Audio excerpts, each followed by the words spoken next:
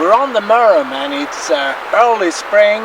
The biggest fish come in this time of the year, and you know it is, you get some and you lose some. But one thing that can be really annoying is when your tackle can't handle the situation. And one thing that is very important when it comes to your tackle and your gear is your knots. A bad knot will break, or you're left there with the big fish that just disappeared from you, and the only thing you have is a curly part of your leader. It's the worst thing.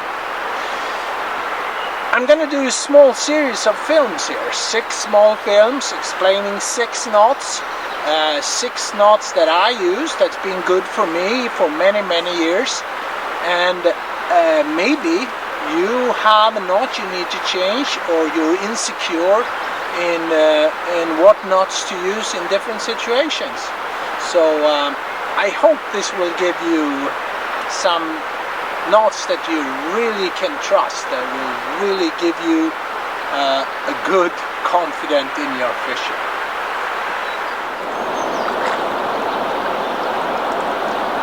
Fantastic fish, maybe 8-9 kilos from pool 1 on Murrum. Not the tail. I caught this under the trees on the border between 1 and 2. Fished my float to 4 on a 6-piece LXI with a fairly big Patagora. Tried to square it, get a good belly and a good speed, and it just nailed it. So my first salmon from April from the Murrum. So happy guy now. The first knot I'm going to show you is the perfection knot. This is a loop that is very good. I use it for my shooting lines to create the loop that will connect to my shooting heads. I use it in many ways in different situations. The only thing you have to be really careful with is not to use the perfection loop on thin nylon or fluorocarbon, because it's a cutting knot. It will cut itself and it will end up in disaster. But besides that, it's a super good knot that is strong and easy to make. I'll show you. So let's do a perfection here now, and do it first on a fly line. Makes it a little easier for you to see. What I do is that I first create a loop where the loose end comes under the loop. I then create another second loop around that one, take the loose end and slide it in between the loops, and I go up under the first loop and pick up the second one like this and just pull it. The perfection loop. Very simple. If you've done it right, the loose end comes out in the middle. This is a loop that I use on fly lines quite a bit. If I need to create a loop for shooting head, for instance. A little trick is first you need to take away the coating.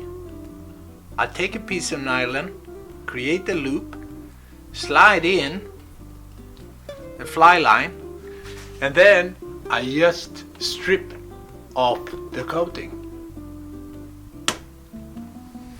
Very handy little trick. To do the knot on the core is the same. Create the loop where the loose end comes out under, the second loop around, slide in the loose end in between, go in and pick up the second through the first and pull it. Very simple. The good thing with this on a loop on a fly line like this is that you can cut it very close. I use perfection also on my shooting line. I use Compline, and most of the time the 50-pound one. The knot is absolutely the same, but the only difference is that the end needs to be longer. I would like to create a very big loop, so I start by pulling out about 30 centimeters before I create the first little loop underneath. The second one that comes around is bigger. The loose end slides in between like before, and then I take this big one and I put it through the small one, just like before, and I let go and pull it, and I have made a perfection. Compline is good because I can wet this a little bit, and then I can pull it super hard.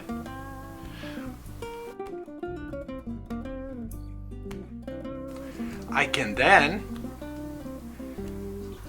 cut it very close, so I don't get an end that will interfere in my guides.